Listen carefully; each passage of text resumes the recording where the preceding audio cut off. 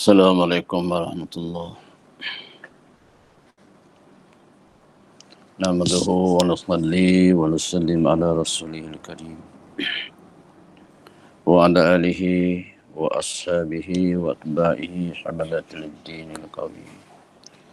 Subhanaka la ilma lana illa ma 'allamtana innaka antal alimul hakim. Rabbi israh li sadri wa yassir li amri wa halul 'uqdatam min lisani yafqahu qawli wa la hawla wa la quwwata illa billahil aliyyil azim. Qala Allah subhanahu wa ta'ala, a'udzu billahi minasyaitonir rajim. Bismillahirrahmanirrahim. Alam ba'at ilaikum ya bani Adam alla ta'budu syaitan innahu lakum aduwwun mubin. Sadaqallahul azim. Qala Nabi sallallahu alaihi wasallam, jaddidu imanakum. Qila wa kaifa nujaddidu imanana? Qala aksiru min qawli la ilaha illallah. Kama qala Nabi sallallahu alaihi wasallam. Alhamdulillah, tuan-tuan yang dikasihi oleh Allah Subhanahu wa taala. Allah Subhanahu wa taala jadikan manusia ni sebaik-baik ciptaan, ahsani taqwim. Laqad khalaqnal insana fi ahsani taqwim. Laqad, sesungguhnya Allah SWT ciptakan manusia ni ahsani taqwim, sebaik-baik kejadian. Kejadian yang begitu sempurna, sebaik kejadian yang begitu unik. Ulama tak habis-habis mengkaji tentang manusia. Ahli-ahli perubatan pun tak habis-habis lagi mengkaji tentang manusia. Mereka masih menemui perkara-perkara baru dan masih lagi meneroka perkara-perkara yang belum ditemui tentang manusia. Kewujudan zahir manusia pun masih menjadi misteri tentang jantung, tentang limpa, kulit, saraf, tisu dan sebagainya, darah. Kan, apalagi kejadian yang seni tentang roh, bagaimana bentuk roh, rupa roh dan sebagainya. Mereka terus mengkaji dan mengkaji kerana kejadian manusia itu sendiri sangat unik. Jadi tuan-tuan yang dimuliakan oleh Allah Subhanahu Wa Taala, manusia ni ada dua, semuanya ada dua. Mata pun ada dua, telinga pun ada dua, lidah pun ada dua, kan. Satu yang zahir, satu lagi yang batin. Mata yang zahir ada yang dinamakan basar, basar, dan mata yang batin dinamakan basirah. Ada yang kata nazara. Jadi mata yang zahir, dia perlukan cahaya matahari untuk dapat melihat apa-apa yang ada di bumi. Kalau cahaya matahari dihalang oleh gelap malam, semua rahsia yang berada di bumi ini tertutup.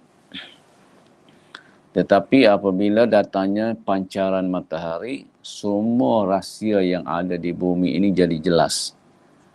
Pokok jelas, mana satu pokok kelapa jelas, mana satu pokok pinang jelas. Kalau di waktu malam, pokok kelapa tak jelas. Apabila matahari terang benderang, pokok kelapa tu pula lagi jelas. Ada pokok kelapa yang buah hijau, ada pokok kelapa yang buahnya merah. Ada yang berbau pandan dan sebagainya, macam-macam tentang pokok kelapa saja. Bila datang cahaya matahari, rahsia pokok rambutan terbongkar. Ada macam-macam jenis rambutan dan macam-macam rasa rambutan dan macam-macam warna rambutan. Begitulah juga dengan mata hati kita. Bila nur tajalli, nur, pancaran nur daripada Allah sampai ke hati kita, maka kita akan melihat rahsia-rahsia yang tersembunyi. Rahsia-rahsia yang tersembunyi di alam gaib. Rahsia di sebalik ciptaan Allah Subhanahu Wa Taala. Kita akan lihat rahsia-rahsia alam-alam yang selama ini tersembunyi. Jadi tuan-tuan yang dimuliakan oleh Allah SWT, dengan rahsia-rahsia itu, dengan terbuka rahsia-rahsia itu, kita dapat macam-macam maklumat daripada alam rahsia. Sebenarnya alam itu tak rahsia. Yang menjadi rahsia itu kerana mata kita, mata basirah kita buta. Macam kita lihat, mata zahir lihat, makanan. Makanan itu boleh mengenyangkan. Tetapi kalau dilihat dengan mata basirah, makanan itu hanyalah satu media saja, satu alat saja untuk menyalurkan kudrat Allah Subhanahu Wa Taala. Yang tugas Allah Subhanahu Wa Taala memberi rezeki kepada yang hidup. Lalu cara Allah SWT nak menyalurkan rezeki, diciptanya satu media yang dinamakan makanan. Oleh kerana Allah Subhanahu Wa Taala nak beritahu rahsia dia bahawa dia menyimpan macam-macam khazanah nikmat. Maka disalurkan melalui berbagai-bagai jenis makanan supaya jasad tadi menikmati macam-macam jenis rasa, supaya mereka mengkagumi Allah, supaya mereka mensyukuri Allah. Mereka rasa ta'zim, takjubnya Allah Subhanahu Wa Taala. Tak puas-puas mereka memuji Allah SWT. Tak puas-puas mereka memandang dengan penuh takjub akan kehebatan dan kebesaran Allah yang mereka lihat melalui mata basirah. Mata basirah melihat apa yang tersirat. Mata basar melihat apa yang tersurat. Jadi mata kasar ini hanya sampai kepada otak. Otak akan berfikir dan otak akan membuat ulasan. Benda itu logik atau tak logik. Jika tak logik, akan ditolak. Tetapi mata basirah melihat akan keimanan mereka tentang kudrat Allah. Kudrat Allah Subhanahu Wa Taala yang melampaui logik akal. Maka mereka akan beriman dengan apa sahaja perkara-perkara yang terjadi yang mereka lihat. Di sebalik itu nampak kudrat Allah Subhanahu Wa Taala. Nampak kekuasaan Allah Subhanahu Wa Taala. Tuan-tuan yang dimuliakan oleh Allah SWT, begitulah kita lihat, ya, zaman berzaman. Apabila manusia itu sesat kerana mereka hidup berdasarkan logik akal, berdasarkan apa yang mereka lihat. Apa yang mereka pandang, mereka kaji apa yang mereka lihat, mereka kaji apa yang mereka pandang, lalu mereka ukur dengan akal mereka. Jika akal mereka kata logik, sekarang orang belajar silogistik. Kalau premis A, premis B betul, maka keputusannya adalah betul. Tetapi perkara ini kadang-kadang tak berlaku. Mata tak boleh terima. Mata hantar pengetahuan kepada akal bahawa unta akan lahir daripada perut ibu unta. Maka akal boleh terima. Semua orang boleh terima dan semua orang mengakuinya bahawa itulah dia yang sepatutnya dan semestinya, wajib macam tu. Wajiblah anak unta keluar daripada perut ibu unta. Tak boleh jadi yang lain. Kalau kaedah lain, akal tak boleh terima. Dan apa sahaja yang akal tak boleh terima, mereka ambil tindakan untuk menolaknya. Begitulah yang berlaku kepada Rasul-Rasul. Sebab itu Rasul-Rasul mengajak manusia melalui bukti, melalui basirah, bukan bukti melalui basar. Tuan-tuan yang dimuliakan oleh Allah SWT, Allah SWT perintah kepada Allah SWT perintah kepada Rasulnya supaya menyeru manusia dengan melihat melalui mata batin, mata hati, di sebalik mata zahir. Qul, katakanlah oleh engkau wahai Muhammad, hazihi sabili, inilah jalanku. Baginda Nabi SAW diperintah oleh Allah supaya beritahu manusia, beritahu orang yang beriman bahawa inilah jalan Nabi. Ud'u ila Allah. Mereka Nabi-Nabi ini mengajak manusia beriman dengan Allah. Ala basiratin, atas penglihatan basirah, bukti melalui keyakinan yang dilihat melalui basirah, melalui keyakinan daripada mata batin. Ana wa manittaba'ani, kata Nabi, aku dan juga orang yang mengikutku. Aku menggunakan basirah untuk beriman dengan Allah. Dan orang yang mengikut aku juga hendaklah menggunakan basirah untuk beriman kepada Allah Subhanahu Wa Taala. Jadi apabila kaum Nabi Nuh melihat dakwaan Nabi Nuh bahawa unta itu keluar daripada batu, mereka tak boleh terima. Mata mereka tak pernah lihat. Tak pernah lihat pun satu kejadian sebelum ini. Selamanya pun mereka tak pernah lihat adanya batu mengandungkan unta dan mengeluarkan unta. Mereka lihat unta keluar daripada perut ibu unta. Jadi mereka menolak dakwaan Nabi Nuh. Bukan saja mereka menolak, tetapi mereka menuduh dengan penuh yakin bahawa Nabi Nuh adalah orang yang gila. Kenapa? Kerana akal dia sudah rosak. Dia buat dakwaan yang menyalahi akal. Akal kata, unta pastilah keluar daripada perut ibu unta. Tetapi Nabi Nuh mendakwa bahawa unta dia yang dia miliki ada keluar daripada batu. Jadi mereka menolak Nabi Nuh, hanya Nabi Saleh hanya segelintir sahaja, tak ada majoriti. Kebanyakan seruan para Nabi ini tak dapat majoriti. Kerana majoriti manusia ini hanya melihat melalui basar dan akal. Apabila mereka melihat dengan mata zahir mereka, mereka hantar maklumat kepada akal mereka, dan akal mereka boleh terima, barulah mereka terima. Tapi melihat basirah ini, basirah akan nampak apabila cahaya daripada nur ilahi, cahaya ilahi telah sampai ke hati mereka dan sampai ke dalam hati mereka, barulah yang gelap itu menjadi cerah.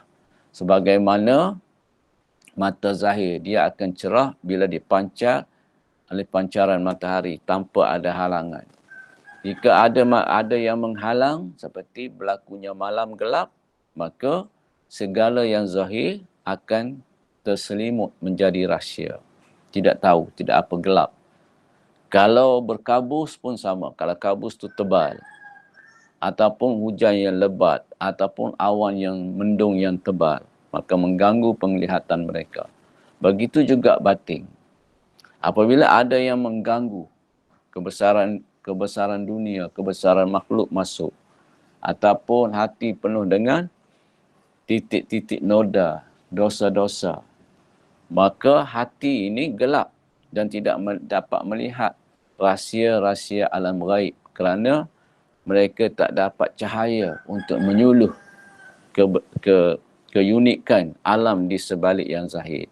Jadi begitulah pengikut Nabi Nuh AS menolak mentah-mentah seruan Nabi Nuh yang mengatakan bahawa dia telah pun diijazahkan oleh Allah sebagai seorang Nabi melalui mukjizat, iaitu mukjizat Allah menampakkan kudratnya unta keluar daripada batu, menyalahi sistem sunnatullah ialah anak unta keluar daripada perut ibu unta. Begitulah juga nabi-nabi yang lain, ya, didustai.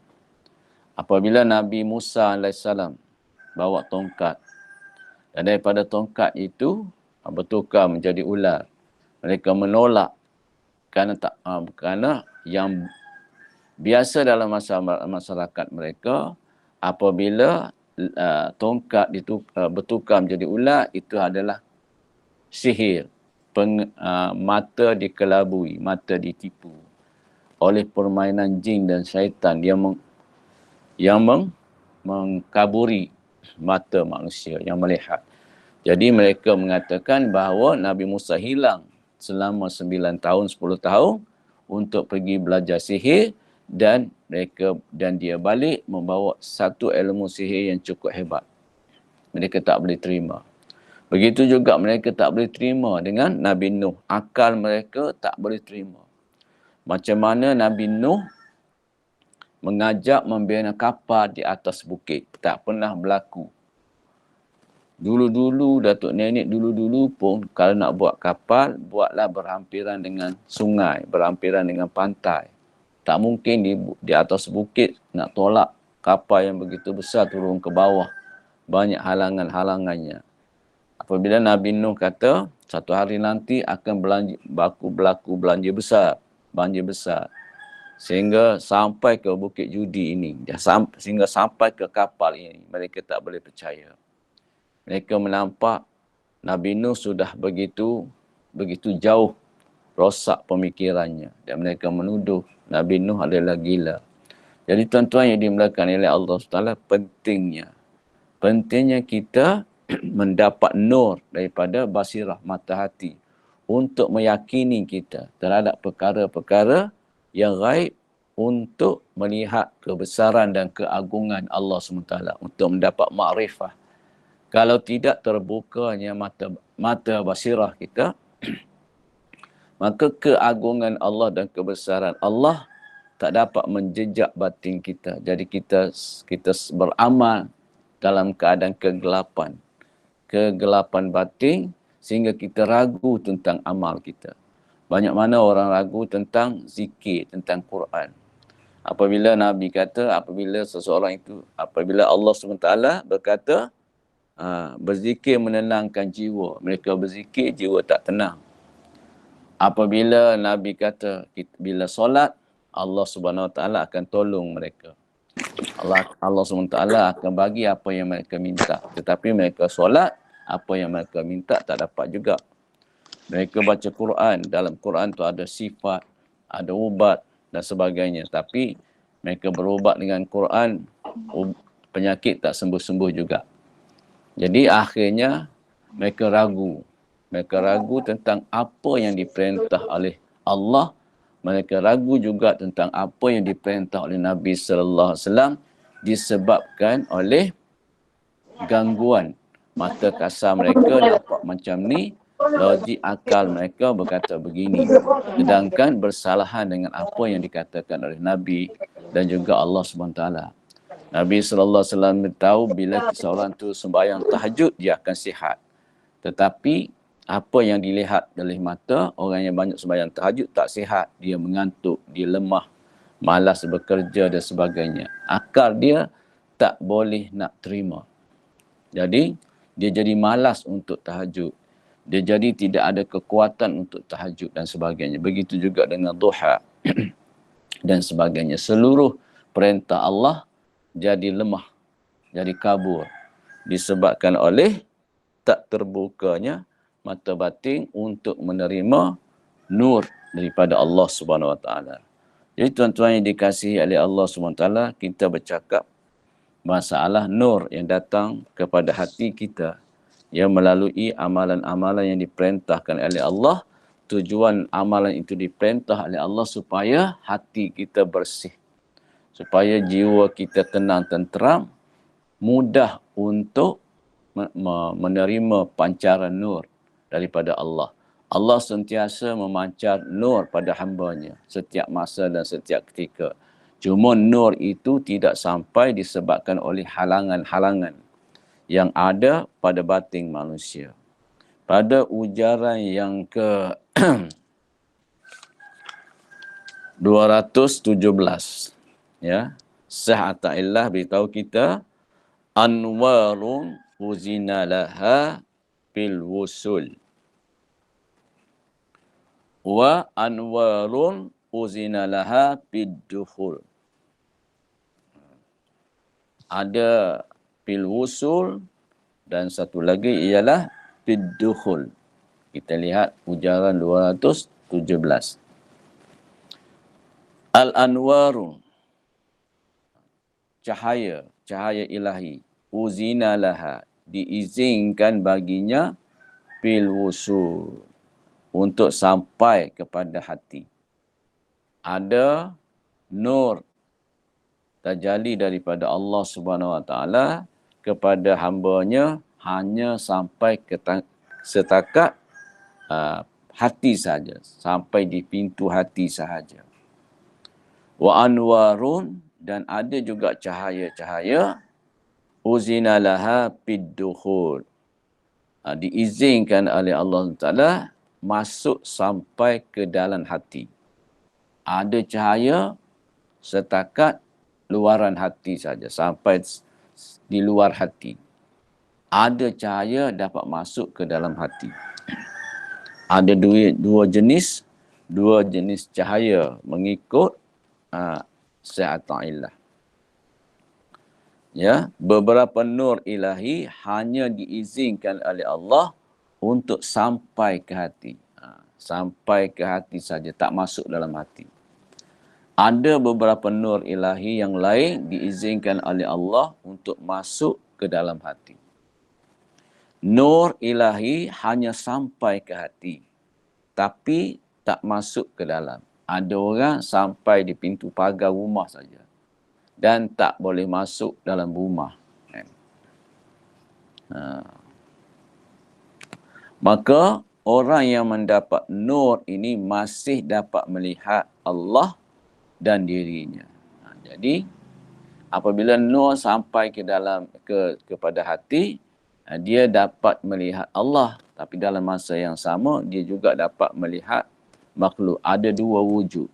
Wujud Allah, dia nampak adanya Allah, dia juga nampak adanya makhluk. Dia nampak Allah berkuasa, dia nampak juga makhluk pun berkuasa.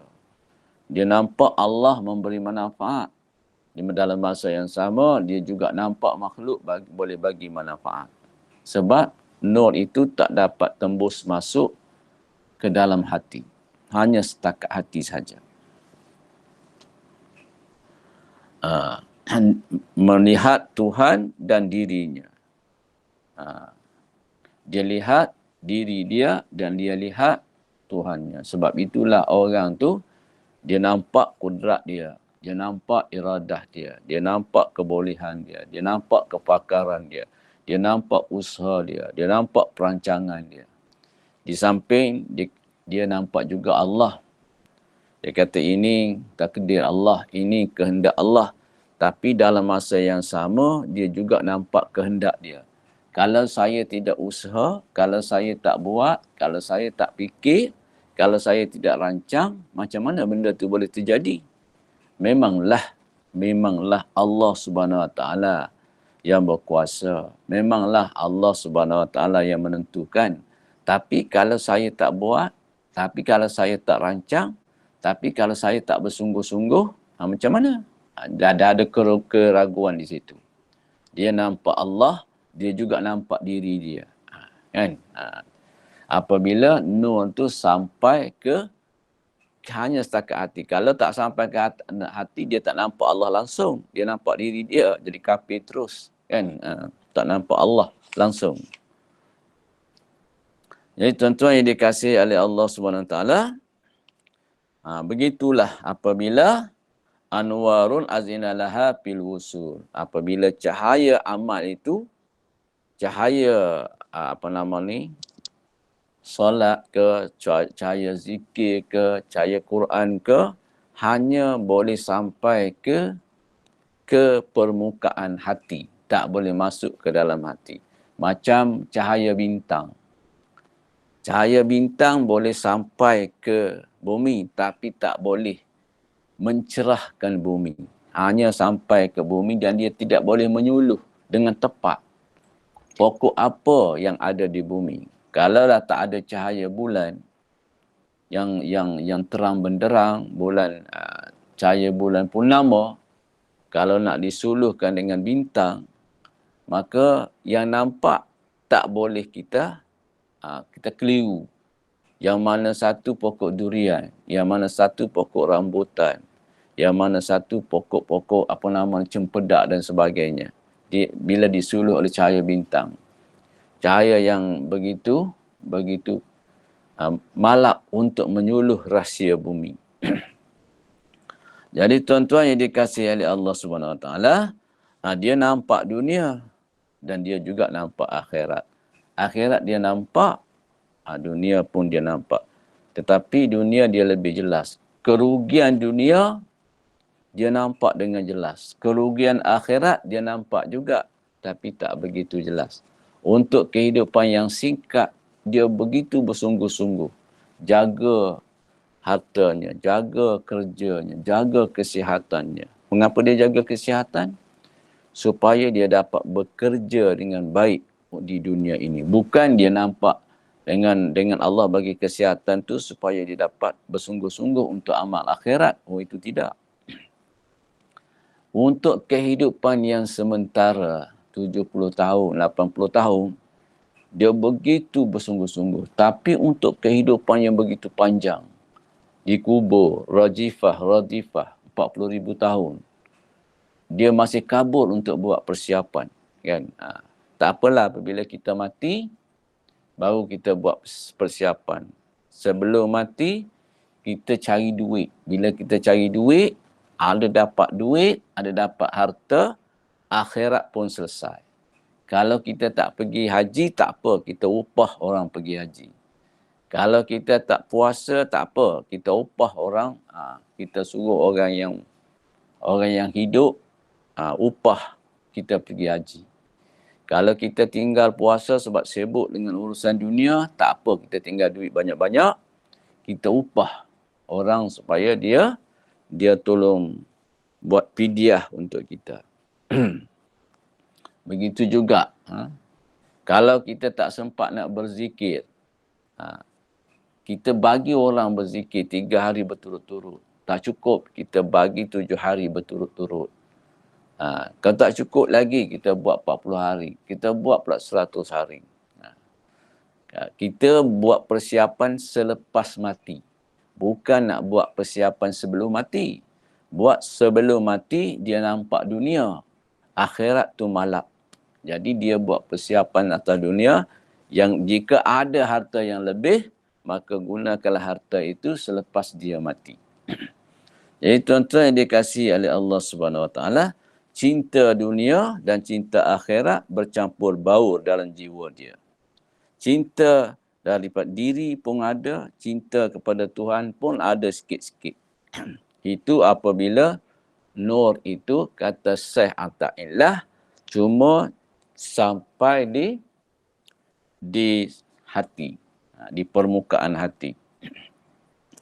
Apabila nur iman masih di luar hati, maka orang masih cintakan Allah dan juga cintakan dunia. Kata Nabi, jangan siapa yang ucap la ilaha illallah tanpa campur aduk, maka wajiblah dia bagi surga. Wajiblah baginya surga. Kata sahabat Nabi, macam mana campur aduk? Kamu mencintai dunia, bercakap macam para Nabi, para Rasul, sikit-sikit Quran, sikit-sikit hadis. Tapi amalan kamu macam orang munafik. Kalau bercakap, memang hebat. Tapi amalan, ke laut, kata orang sekarang. Kan? Jika nur iman,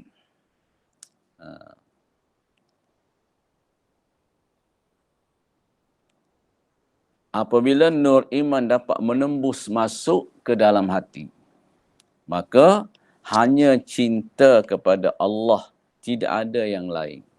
barulah hakikat la ilaha illallah tu benar-benar ditasdikkan dalam hati. La ilaha, tidak ada cinta, tidak ada kasih, tidak ada yang berkudrat, tidak ada yang beriradat, tidak ada yang sebenar-benar hidup. Illallah, melainkan Allah. Allah lah wajib dikasihi.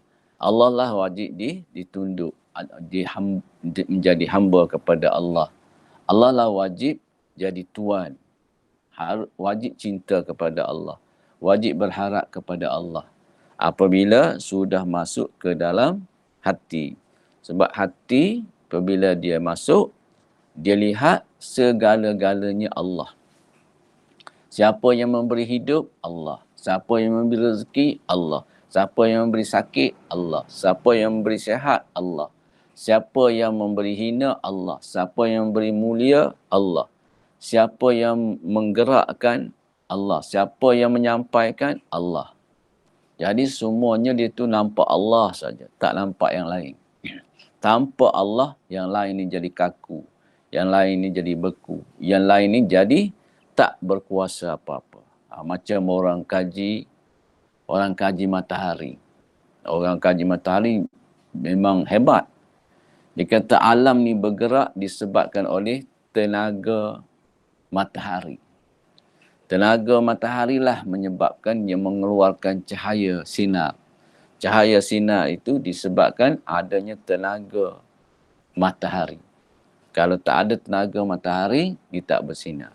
Pokok boleh hidup kerana adanya tenaga matahari. Daun pokok akan mengambil tenaga matahari untuk memproses bahan-bahan makanan yang diambil daripada akar. Akar menyedup masuk bahan-bahan daripada tanah, ya, ferrum ke zinc ke apa benda, zat-zat tanah tu disedut naik atas. Kemudian untuk berlaku pengoksidanan, dia sedup ambil karbon dioksida untuk berlaku proses memasak makanan. Lalu dia serap tenaga cahaya matahari. Maka jadilah klorofil. Dan daripada klorofil itulah pokok-pokok menjadi subur, berbunga dan berbuah. Jadi air sungai mengalir kerana adanya tenaga cahaya matahari. Angin bertiup juga kerana tenaga cahaya matahari. Di tempat matahari memancar panas, udara jadi kering. Tempat yang matahari tak memancar, udara jadi berat, sejuk. Yang kering, ringan, naik ke atas. Yang berat, turun ke bawah. Proses yang naik ke atas, turun ke bawah, berlakulah angin. Bila dia sampai ke tekanan rendah, tekanan tinggi, jadilah ribut dan sebagainya. Semua orang tahu. Orang yang belajar ilmu geografi, dia tahu itu proses alam ini digerakkan oleh cahaya matahari. Tetapi orang beriman, dia tidak nampak kudrat Allah yang menggerakkan segala sesuatu, yang menjadi rahsia segala sesuatu. Kerana nur tidak masuk sampai ke dalam hati. Beribadat, tapi ibadatnya hanya setakat kepala saja. Kata Nabi, ada orang yang solat, tapi solat dia dalam dua bentuk. Satu, naik dengan rupa yang cahaya bercemerlang gemilang, lalu solat itu mendoakan orang tersebut. Hafazakallah kama hafaztani. Wahai Allah, kamu jagailah dia sebagaimana dia menjaga aku. Kemudian ada juga orang yang sembahyang kutuk dia. Daya'akallah kama daya'tani. Sia-siakanlah dia Allah. Celakakanlah kehidupan dia. Persia-siakanlah kehidupan dia. Bagaimana dia mempersia-siakan aku. Jadi, amalan-amalan itu naik ke atas dalam rupa yang buruk. Lalu Allah SWT perintah solat yang begitu dilempar ke mukanya sendiri. Makna katanya, solat tidak ada nur untuk sampai ke dalam hati. Dan tuan-tuan yang dimuliakan oleh Allah SWT, itu sebablah kita perlu perbaiki amal kita. Kita perlu perelokkan amal kita dari masa ke semasa. Penghayatan terhadap amal. Adanya tamakin, adanya tadabbur, adanya tafakur, adanya muraqabah, adanya muhasabah, adanya musahadah. Sebab itulah keluarnya istilah-istilah yang jarang didengar oleh orang-orang biasa. Kerana mereka tidak mahu mendalami hal ehwal hati. Hanya mahu mendalami hal ehwal zahir sahaja. Jadi tuan-tuan yang dikasihi oleh Allah SWT, jika nur iman itu di luar hati, dia dinamakan Islam. Islam tu fi sudur, sekat luar. Kemudian jika nur itu masuk sampai ke dalam, barulah dinamakan iman. Iman ini dia melihat dengan penuh yakin akan kebesaran Allah, akan keagungan Allah. Di situlah tempat makrifah. Dia mengenali Allah Subhanahu Wa Taala penciptanya. Tak ada kena mengena dengan makhluk ni. Makhluk tak boleh bergerak sendiri. Makhluk tak boleh berdiri sendiri. Makhluk adalah fakir yang tak mempunyai apa-apa. Dia berhajat kepada Allah Subhanahu Wa Taala. Kata Allah SWT, antumul fuqara, kamu semua tu fakir, berhajat kepada Allah. Wallahu ghaniyul hamid, dan Allah itu maha kaya lagi terpuji. Ujaran 218. Ujaran 218. Rubbama waradat alaikal anwar fawajadatal qalba mahsuwan bisuril athar. Itu satu ungkapan.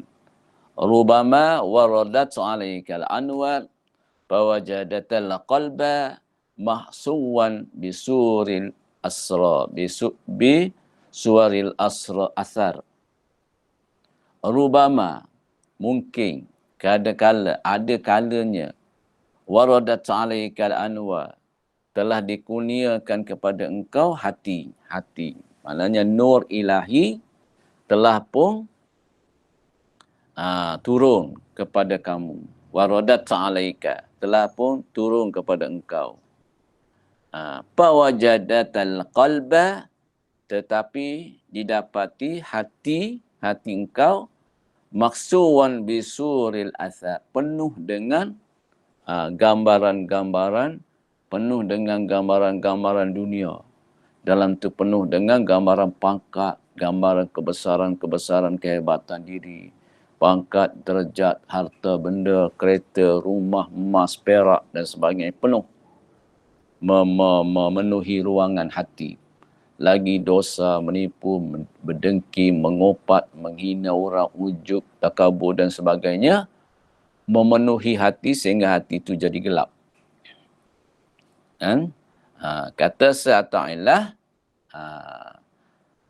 fartahallat min haisu nazalat. Maka ia pun kembali ke tempat yang ia turun daripadanya. Kembalilah nur itu kepada Allah. Sebab tak boleh nak masuk ke dalam hati.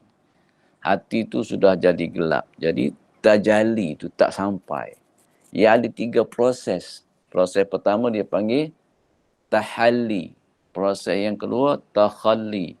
Proses yang ketiga dia panggil tajalli. Tajalli itu tak berlaku kepada hati kerana hati itu penuh dengan cinta, kasih, penuh dengan gambar-gambar dunia dalam hati. Gambar-gambar makhluk, gambar-gambar pangkat, derajat, anak, isteri, kebun, harta, benda, kereta, pangkat dan sebagainya. Di samping dosa-dosa yang berbagai-bagai, dosa mata, dosa telinga, dosa lidah dan sebagainya memenuhi ruangan hati. Maka ia kembali ke tempat ia turun daripadanya. Kata Syekh Ata'illah, fartahallat min haisu nazalat. Maka dia pun kembalilah tempat daripada mana dia datang. Fazzi' qalbaka minal aghiya. Kosongkanlah, buanglah daripada hati kamu itu segala makhluk yang tersimpan di dalamnya. Jangan kamu pelihara Dalam hati tu kamu pelihara makhluk dalam tu. Jangan buat masuk cinta dunia, kasih kepada dunia, pangkat, derajat, keluarga, anak. Anak sana doktor, anak sini engineer, anak sana arkitek. Memenuhi hati. Apabila jumpa dengan orang saja, cakap tentang kehebatan anak tu, kehebatan anak ni. Kehebatan Allah langsung tenggelam. Jadi tuan-tuan yang dimuliakan oleh Allah SWT, farzi', maka kosongkanlah, buangkanlah, tolaklah qalbaka minal aghyar, hati engkau daripada aghyar, daripada perkara-perkara yang selain daripada Allah. Yamla'hu bil arifi wal asrar, nanti hatimu akan dimasuki nur. Nur memenuhi hatimu dengan makrifat dan juga terbukalah berbagai-bagai rahsia. Apabila hati telah dimasukkan nur, dia akan makrifah, mengenali Allah, mengasihi Allah, nampak Allah. Nampaklah rahsia-rahsia di sebalik ciptaan-ciptaan Allah. Rahsia-rahsia di sebalik yang zahir. Rahsia-rahsia di sebalik pentadbiran zahir. Nampak adanya pentadbiran ghaibiah. Nampak alam-alam yang berbagai-bagai. Ya. Keindahan-keindahan yang tersembunyi di alam ciptaan Allah SWT di sebalik yang zahir ini terbukalah. Di situlah dikatakan bahawa dia dapat ilham. Ilham sebab dia dapat lihat dengan mata dia dengan penuh yakin apa yang dikatakan dalam Al-Quran, apa yang dikatakan dalam hadis, dia nampak dengan jelas. Lalu dia penuh yakin tanpa syak, tanpa zan, tanpa raham. Yang mengenyangkan dia adalah Allah. Daripada kudrat Allah. Dia tolak sama sekali. Makanan bukanlah boleh mengenyangkan dia. Yang mengenyangkan dia ialah sifat Allah. Bukan sifat makanan. Tetapi kalaulah hati itu gelap, ia ragu. Macam mana Allah boleh mengenyangkan saya kalau saya tidak makan? Kalau saya tidak makan 3 hari, saya tak pernah rasa kenyang pun. Yang tahunya lapar, saya tak berdaya, saya tak boleh nak bekerja. Saya tak boleh nak buat apa-apa, lapar. Tapi bila saya makan saja kenyang. Macam mana dikatakan Allah boleh mengenyangkan saya tanpa makanan? Jadi dia ragu. Penuh dengan kesak, zan dan waham tentang kudrat Allah SWT. Dia mengatakan bahawa Allah perlukan makhluk, bukan makhluk perlukan Allah. Allah perlukan nasi untuk mengenyangkan. Allah perlukan air untuk menghilangkan dahaga orang. Jadi Allah perlukan makhluk, bukan makhluk perlukan Allah. Dalam pengajian ilmu hakikat, ilmu makrifah, ilmu ketuhanan, ilmu sifat 20, ilmu tauhid, mengatakan bahawa dengan penuh yakin bahawa makhluklah yang berhajat kepada Allah. Bukan Allah berhajat pada makhluk. Tetapi tanpa kita sedari, keyakinan itu sudah berubah kerana kerosakan yang berlaku dalam batin. Tanpa kita sedar, mati dalam keadaan kita mulai menanam keyakinan bahawa Allah perlukan makhluk. Bukan makhluk perlukan Allah. Tidak. Saya tidak perlu Allah untuk mengenyangkan saya. Saya hanya perlu makan saja. Saya bukan perlu Allah pun. Jadi kalau Allah nak mengenyangkan saya pun, dia mestilah bagi saya makan. Kalau saya tak makan, macam mana dia nak mengenyangkan saya? Dia mati dalam keadaan tauhidnya punah. Tauhidnya rosak. Kerana dia meyakini bahawa makhluk yang berhajat kepada Allah. Bukan Allah yang berhajat kepada dia. Begitulah bahayanya jika nur tak masuk ke dalam hati. Nur hanya masuk di luar hati sahaja. Nur ilahi ada kalanya datang ke hati, tetapi ia merasa tidak ada tempat.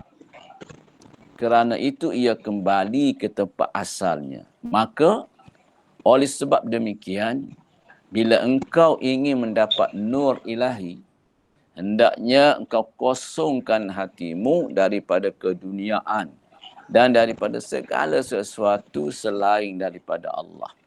Hikmah ini sama dengan hikmah yang berbunyi, bagaimana akan terang hati sedangkan gambar-gambar dunia masih melekat dalam cermin hati. Jadi tuan-tuan yang dikasihi oleh Allah SWT, kerja kita ialah untuk buang air yang sudah masuk dalam perahu. Bila air sudah masuk dalam perahu, perahu duduk dalam keadaan bahaya. Makanan yang ada dalam perahu, pakaian yang ada dalam perahu, peralatan yang ada dalam perahu berada dalam keadaan bahaya jika kita tidak cepat-cepat mengeluarkan air dalam perahu. Memang perahu perlukan air, tidak ada siapa yang menapikannya. Tetapi bahayanya perahu bila dimasuki air. Begitu juga kita.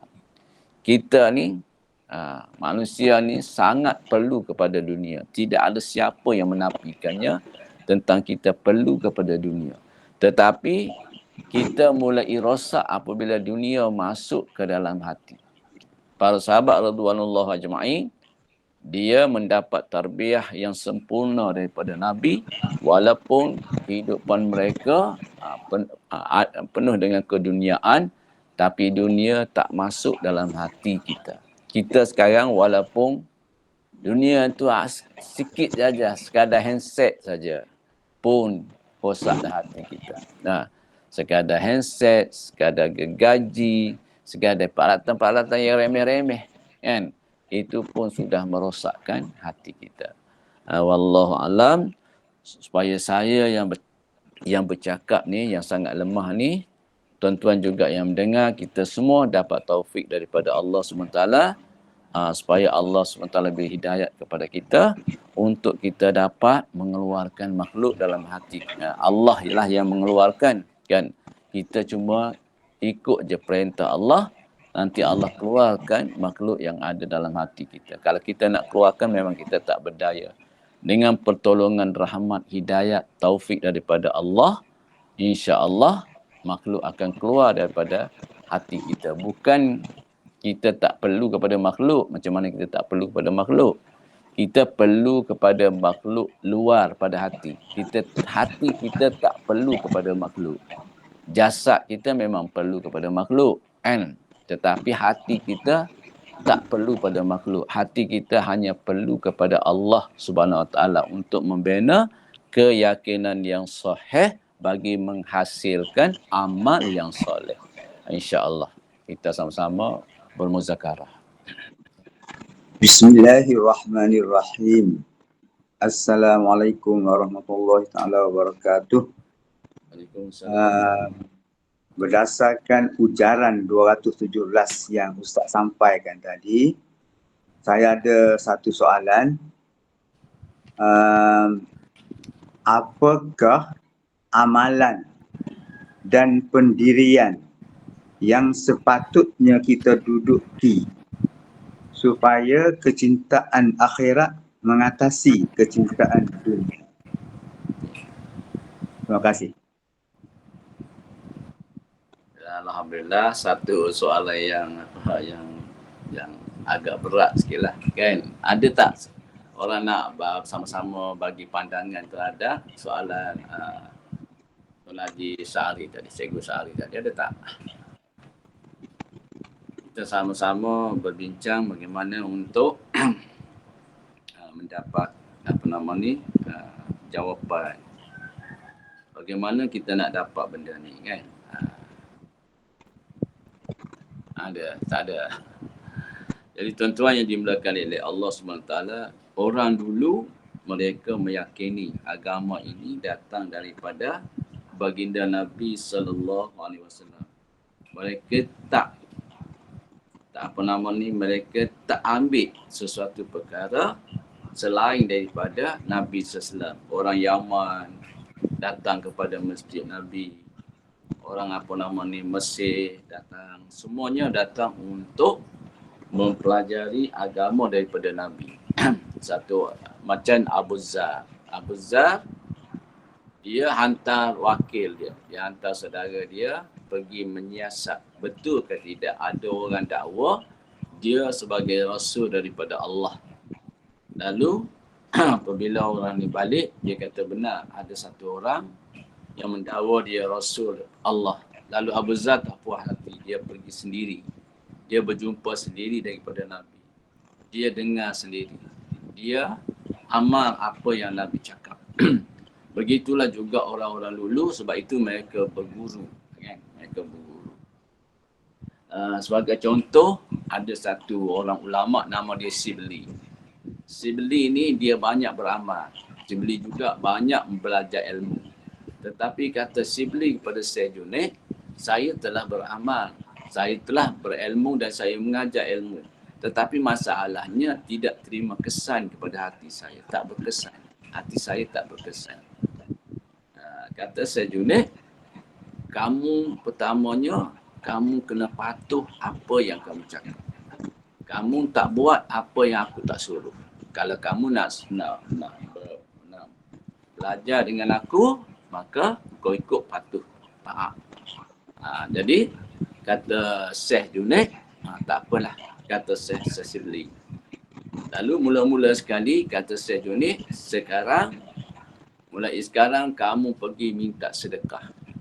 Lalu hasil sedekah, kamu pulangkan kepada aku. Lalu Syekh Sibli ni pergi minta sedekah. Bayangkanlah, orang yang selama ini begitu namanya masyhur sebagai satu orang guru, sebagai satu orang alim. Tiba-tiba pergi minta sedekah rumah orang. Dia rasa kemuliaan dia tercabut. Kehebatan dia tercabut. Lalu dia balik. Cukup setahun, dikatakan cukup setahun, dia balik. Apabila dia balik, kata Syekh Junaid, ada satu orang pemerintah minta saya tunjukkan satu orang yang layak jadi gubernur. Jadi kata Syekh Junaid, kamulah saya tunjukkan, saya minta kamu jadi gubernur. Tapi ingat, apabila saya suruh kamu letak jawatan, kamu kena letak jawatan.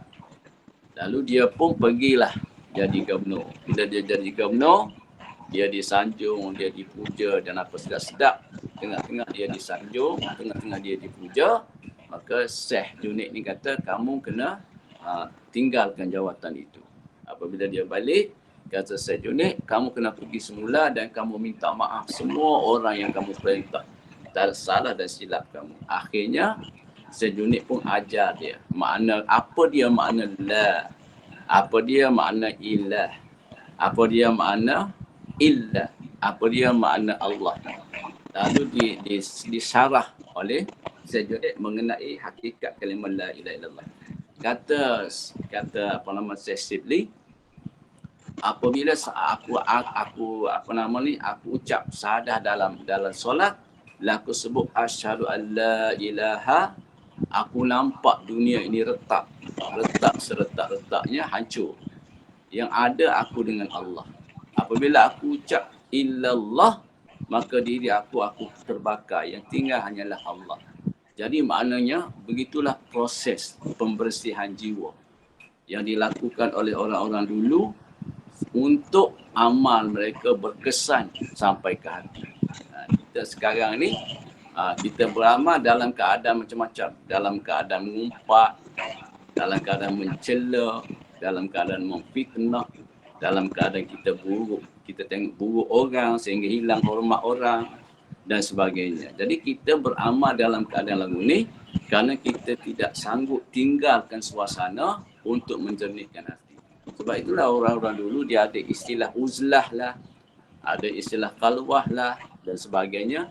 Mereka pergi sekejap saja untuk kosongkan hati mereka daripada benda yang lain untuk masuk hakikat amal, hakikat zikir, hakikat solat, hakikat Quran dan sebagainya. Tapi perkara ini jarang berlaku di zaman sekarang.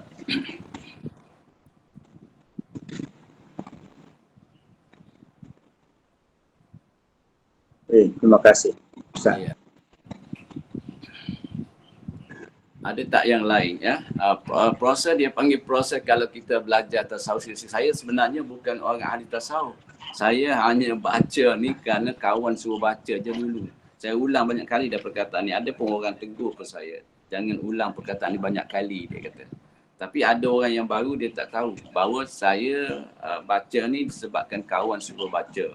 Saya bukan ahli tasawuf pun. Saya ada pengetahuan sikit-sikit sebab berkawan dengan ulama-ulama Quranian ni. Saya ada berkawan sekejap-sekejap. Jadi adalah sikit-sikit pengetahuan itu saja. Jadi yang sebenarnya saya bukanlah pakar dalam bidang ni. Kata orang-orang ahli tasawuf, ada 3 proses. Pertama dia panggil proses tahalli. Tahalli itulah proses membuang sifat-sifat mazmumah yang kita dengar selalu di masjid tu. Dalam bab penawar hati tu, yang Imam Al-Ghazali tu. Proses untuk buang sifat-sifat mazmumah. Satu tahalli untuk masukkan sifat-sifat mahmudah. Barulah datangnya tajalli. Tajalli itu maknanya nur daripada Allah sampai ke dalam hati kita. Lalu dia, hati kita jadi terang benderang melihat kehebatan Allah, keagungan Allah, kebesaran Allah di sebalik penciptaan makhluk.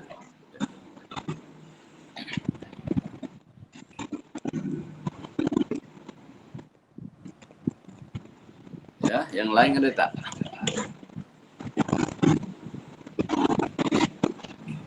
Ini tinggi ni, dah ujaran yang ke-200 lebih ni memang tinggi lah kan. Kita orang awam ni dengar-dengar gitu je lah. Kadang-kadang kita boleh faham, tak boleh buat kan.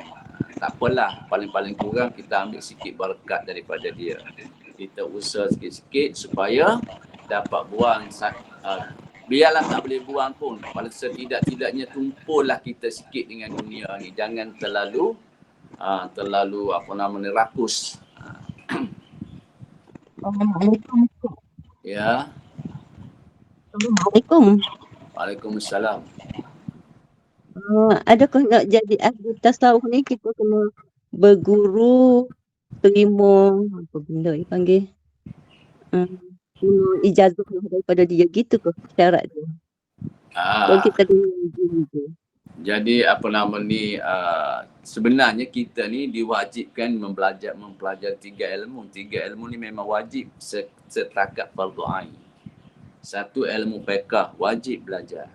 Maknanya talabul ilm faridah tu, menuntut ilmu itu fardu tu kata ulama dalam 3 bidang utama. 1 bidang fiqh. Fiqh ni ialah untuk membetulkan zahir amal kita. Kalau zahir amal pun dah tak betul, kalau kulit durian pun dah buruk, kalau dah kulit timun pun dah rosak, macam mana isinya kan? Yang pertama sekali kena perbetulkan fiqh kita. Sebab tu orang-orang ulama-ulama tasawuf dulu tak akan menerima orang yang nak belajar tasawuf jika dia tidak tahu ilmu fiqh. Kan ilmu fiqh ni untuk membetulkan zahir kita.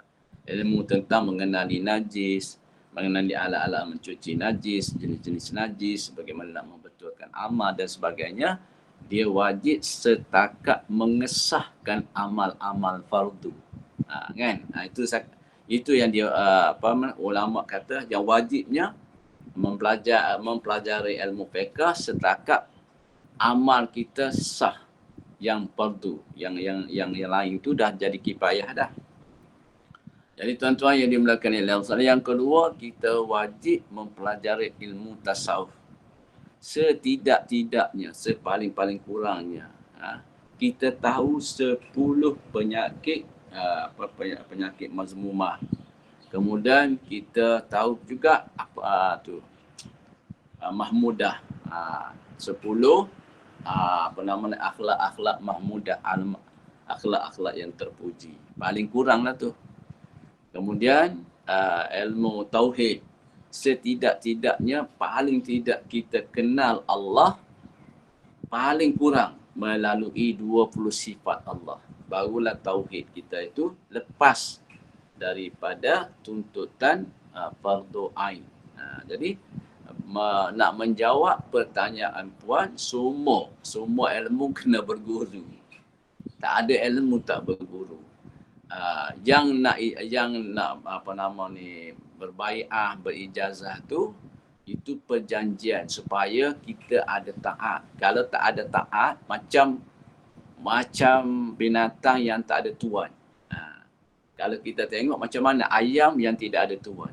Macam mana kita tengok kambing yang tak ada tuan. Apa-apalah yang tak ada tuan, macam mana kehidupan dia? Tentulah kasar, terbiar dan sebagainya.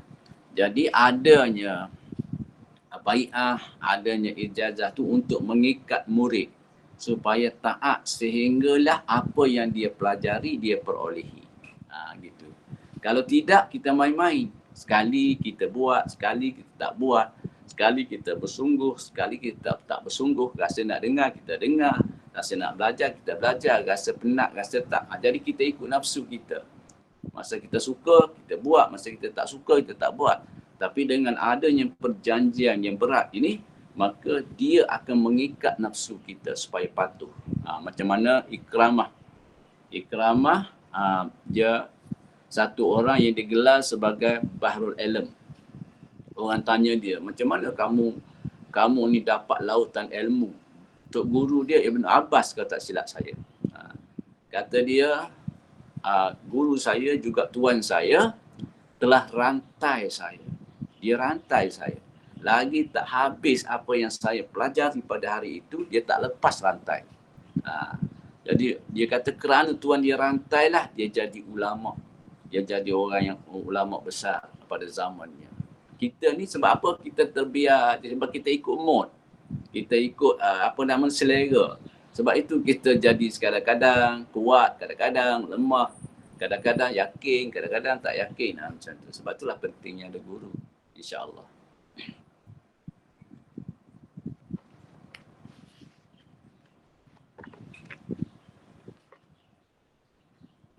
Okey, Ustaz. Maksudnya kita Ya. kena pergi ke suatu tempat yang kita beradablah dengan guru tu ya? Ataupun macam ni saja? Tak. Kalau macam saya ni dia panggil mustamid. Kita kan ada 4 peringkat kan.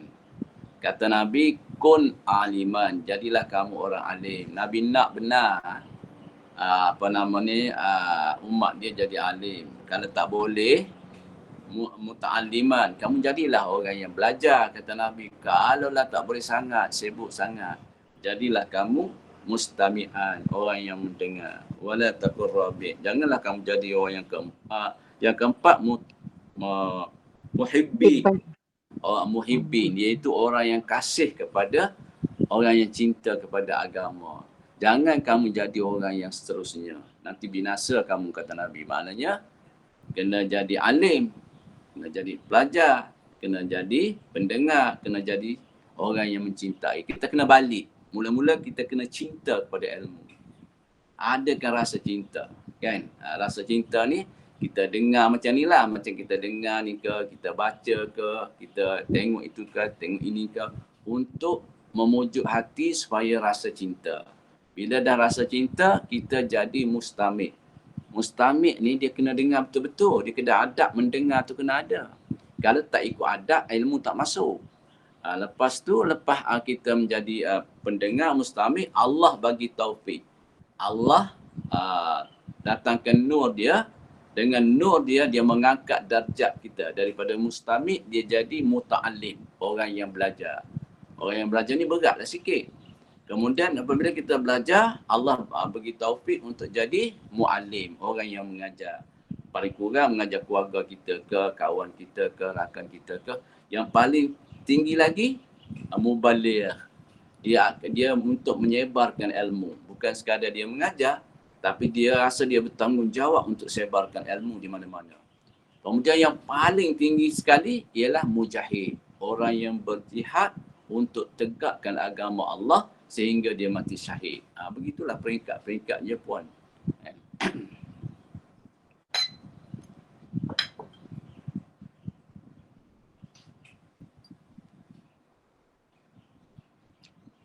Terima kasih. Ya, saya minta maaf lah kan sebab tuan-puan ni dia dengar perkara-perkara yang berat. Jadi bila dengar saya cakap tu, saya takut rasa berat kan. Sebenarnya ilmu ni tidak begitu. Kita datang yang tangga pertama dulu. Niat untuk pergi tangga yang kedua. Kalau kita mati dah ada niat. InsyaAllah. Nabi kata siapa dia niat sesuatu amal, dia tak dapat lakukan disebabkan oleh halangan-halangan tertentu, maka dia mati esok, Allah SWT bagi pahala sebagaimana yang dia niat. Kita niat yang peringkat rendah lah dulu yang kita mampu. Jadi kita carilah kalau ada. Tapi dalam tasawuf ni kena beringat sikit. Tasawuf ni dia apa nama ni? Saya rusing juga sebab dia banyak aliran-aliran. Takut kita salah masuk track lorong, kan? Hajatnya nak sampai kepada makrifat Allah. Tapi sampai ke lain pula, takut ada situ masuk ujub ke, riak ke, ataupun masuk jin ke dan sebagainya, itu lagi susah. Jadi kena banyak berhati-hatilah.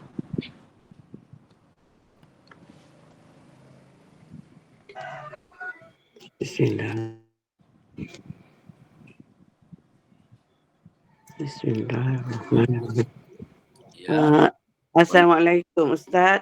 Waalaikumsalam warahmatullahi. Daripada perbincangan kawan-kawan kita tadi bersama Ustaz tu, saya pun rasa memanglah bila saya ikuti grup kita ni, rasa setakat ni memang kita sebagai pendengar menambahkan pengetahuan saja Ustaz. Ya, betul.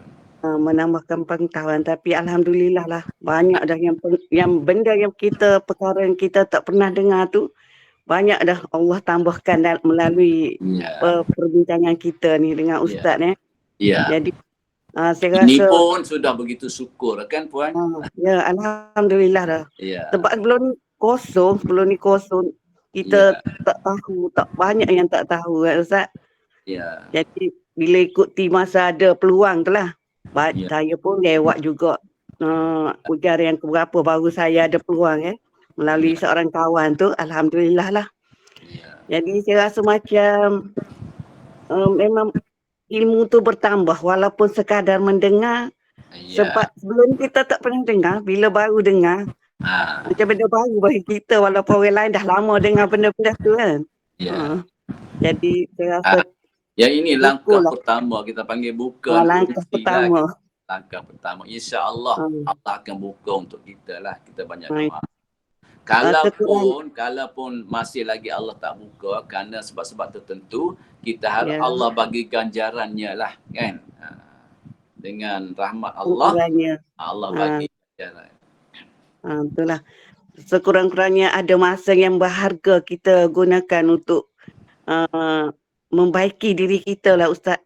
Ya. Walaupun mendengar sahaja, kita boleh baiki setakat yang kita mampu, sedikit demi sedikit lah Ustaz. Ya, itu satu sudah rahmat besar. Itu satu rahmat besar. Kita dengar dan menyentuh hati kita pun dah satu rahmat besar. Apalagi kalau Allah bagi peluang untuk kita belajar. Yalah, sama dengan Ustaz kata tadi, wajib belajar fiqh, tauhid tu biar betul-betul menguasai ilmu tu. Ya. Walaupun saya rasa ialah umur kita ni dah di penghujung, tapi kita terpaksa juga, walaupun lambat, terpaksa juga belajar dan terus belajar lah Ustaz. Ya, itu bagus sangat. Semoga malaikat menebalkan sayapnya untuk orang yang belajar ilmu, insya-Allah. Yalah. Sebab saya rasa kan bila pencen ni dah masuklah kelas Quran, saya rasa macam Allah terlambatnya kalau dari dulu lagi lah Ustaz. Rasa macam baru sebab kita banyak lagi yang kena belajar kan. Tapi tak apalah Ustaz, nak buat macam mana masa itu dia panggil apa? Dia panggil yaqazah. Kan, yaqazah. Bila kita duduk dalam yaqazah ni maknanya kita sedar diri. Bila sedar, kita ingat masa-masa lalu kita kan, ini Allah suka. Ini adalah syarat-syarat taubat diterima. Atau syarat-syarat istighfar kita diterima. Bahawa kita rasa rugi, kita rasa menyesal masa lalu kita. Ini satu taufik yang sangat besar Puan. Betul lah keadaan sekarang Ustaz. Saya rasa macam baru. Kata kalau minta Allah panjangkan umur kita, rasa macam untuk tu saja, untuk belajar ilmu agama saja Ustaz. Ya. Sebab baru sangat rasa dulu ialah kerja, sibuk dengan kerja, buat benda-benda tu pun tak tahulah macam mana kena dulu peringkat awal dulu saya mengajak pendengar yang berminat belajar asas bahasa Arab melalui 10 surah, kemudian ditingkatkan kepada ilmu tauhid sifat 20 untuk lebih jelekit, lebih kuat faham hikam ni. Tetapi saya rasa macam saya tak mampu lah, kena bekerja-kerja, saya tak mampu. Jadi melalui kitab hikam ni, yang setakat kita banyak tahulah orang-orang yang lebih mulia daripada kita, maknanya golongan yang lebih tinggi daripada kita, makam yang lebih. Tapi kita ni yang warak awam ni, insya-Allah lah setakat yang kita mampu lah Ustaz. Sekurang-kurang boleh jadi sebagai teladan sepadan kita boleh ikuti, yang mana boleh ikuti lah. Setakat tu lah je lah Ustaz rasa ya. Tapi mengharap sangatlah ruangan ni, grup ni dapat diteruskan lah setakat yang kita semua boleh berpeluang lah Ustaz. Tapi tak ada tempat lain dah juga saya pun. Yelah, saya pun sekadar juga Puan. Saya bukanlah orang yang sepatutnya orang lain belajar. Sebab saya sendiri pun kena belajar. Saya sendiri banyak perkara-perkara yang saya tak tahu dan saya kena banyak lagi belajar. Tapi ini sekadar saya bagi pandangan sajalah, bukan mengajar sangat pun. Sebab kitab ni tak layak saya nak mengajar kitab ni tinggi kan. Saya hanya bagi sedikit asas-asas kepada puan-puan semua, itu saja. Jangan dalam kepala tu letak tinggi-tinggi sangat kepada saya pun gerun lah. Jadi saya pun takut. Tapi sekurang-kurangnya saya yakinlah ilmu Ustaz tu melebihi kami di sinilah. Bolehlah buat panduan Ustaz. Ustaz banyak mengajar tinggi. InsyaAllah lah Ustaz. Terima kasih Ustaz. Sama. Pencerahan hari ni. Assalamualaikum. Waalaikumsalam warahmatullahi wabarakatuh. Puan, kita dah pun sampai ke penghujung. Kita tutuplah dengan tasbih kifarah dan suratul as. Subhanallah wa bihamdihi, subhanakallahumma wa bihamdika, asyhadu an la ilaha illa anta, astaghfiruka wa atubu ilaik. Bismillahirrahmanirrahim. Wal 'asri innal insana lafi khusr illa alladhina amanu wa 'amilus shalihat wa tawassaw bil haqqi wa tawassaw bis sabr. Rabbana zalamna anfusana wa in lam taghfir lana wa tarhamna lakunanna minal khasirin. Rabbana hab lana min azwajina wa dhurriyyatina qurrata a'yun waj'alna lil muttaqina imama. Rabbana zidna ilma warzuqna fahma ya hayyu ya qayyum ya dzal jalali wal ikram. Wa sallallahu ala sayyidina Muhammadin wa ala alihi wa sahbihi wasallam. Alhamdulillahirabbil alamin. Amin ya rabbal alamin. Amin, amin ya rabbal alamin. Amin. Assalamualaikum Ustaz. Alhamdulillah. Terima kasih banyak Ustaz. Assalamualaikum. Terima kasih banyak-banyak Ustaz, kawan-kawan semua. Assalamualaikum. Waalaikumsalam. Terima kasih Ustaz. Assalamualaikum. Assalamualaikum Cikgu. Terima kasih. Ya. Sebenarnya line ni itu bermasalah sehinggalah pukul 6.30 tadi dia bermasalah. Kadang-kadang macam okey je Ustaz. Okey je Ustaz. Yelah, kalau masuk lepas pada pukul 6.30 tu okey dah lah. Terima kasih Ustaz. Assalamualaikum warahmatullahi wabarakatuh. Tuan Haji, terima kasih. Ya. Alhamdulillah Ustaz. Terima kasih banyak-banyak. Assalamualaikum Ustaz. Terima kasih banyak. Sama-sama Pak Kudri, sama-sama. Ya, mudah-mudahan sehat semuanya, selalu Ya, ada kegiatan. itu dulu ada yang daripada Singapura yang bertanya sekarang ni, yang Singapura dah tak ada.